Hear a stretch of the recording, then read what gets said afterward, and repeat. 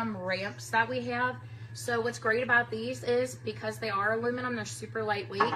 So they're gonna be easy to transport, and it's gonna be easy for you to lift them up and to put them on your truck or your car or trailer, whatever you are getting, whatever you're using to for these.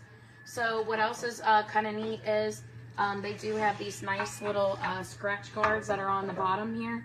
It's kind of gives you a little bit of grip, and also keeps the aluminum from scratching on your vehicle. And they also have them at the bottom, you can see, and there's a wedge at the bottom too that you do assemble, which is super easy. But that wedge at the bottom helps you keep a good angle for when you're transporting and when you're using the ramps.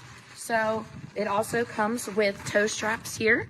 So the toe straps, you can use them to tie down your ramps when you're using them, or you can use them to tie down your ramps after, or to tie down your dirt bike or whatever you are transporting. So that's really nice that it comes with these. A lot of ramps do not come with these. You have to buy them separately, so that's pretty cool. So I'm gonna go ahead and put these on our vehicle, and then I'm gonna show you how we get our dirt bike up into our vehicle.